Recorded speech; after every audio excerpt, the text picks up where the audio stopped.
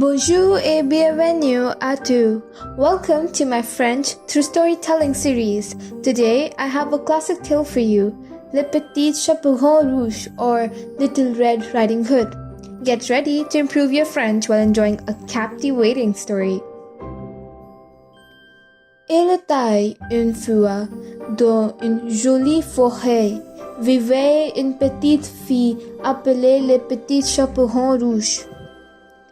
Elle portait une magnifique cape rouge. C'était sa préférée.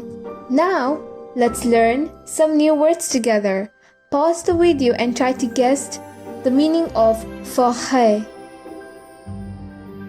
If you guessed that forêt means forest, you're absolutely right. Un jour, la maman du petit chaperon rouge lui dit: Ma chérie, ta grand-mère est malade. Prends ce panier rempli de gâteaux, du beurre et de vin et rende lui visite. Le petit chaperon rouge prit le panier et s'est mis en route. Sa mère lui dit: Attention, ma chérie, ne t'arrête pas en chemin et ne parle à personne. And now, let's have some fun and act out a scene from the story. Imagine you are Little Red Riding Hood on her way to her grandmother's house. Use simple French phrases to express her excitement or describe the things she sees along the way. Fantastic, you're doing great!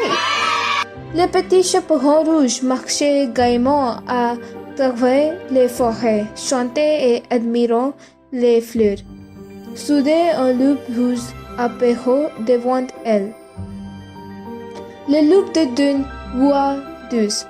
Bonjour, petit chaperon rouge. Où vas-tu si joliment vêtu? Le petit chaperon rouge, sans se méfier, répondait: Je vais chez ma grand-mère qui est malade.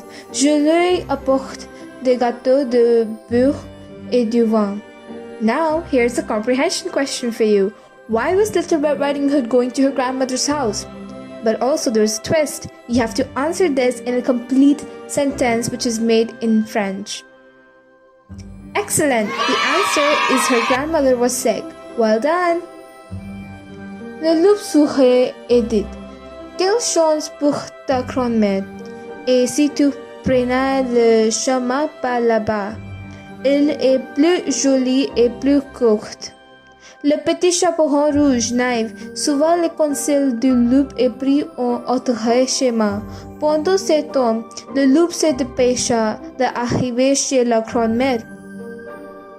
Now, it's time for you to predict the ending of the story. What do you think will happen next? Share your ideas in the comments below. Arrivé à la maison de la grand-mère, le loup frappa à la porte. C'est moi, le petit chaperon rouge. J'ai apporté des gâteaux, du beurre et du vin pour toi, dit le loup d'une voix déguisée. La grand-mère, pensant que c'était sa petite fille, dit: Entrez, ma chérie. Hold on, I won't tell you the whole story now, but I will let you imagine what happens next and discover how this thrilling adventure concludes. Bravo! You have followed the story of Le Petit Chaperon Rouge in French and participated in engaging activities. Remember to practice these new words and phrases to improve your French skills. Merci beaucoup for joining me today. Don't forget to subscribe to my channel for more interactive French lessons.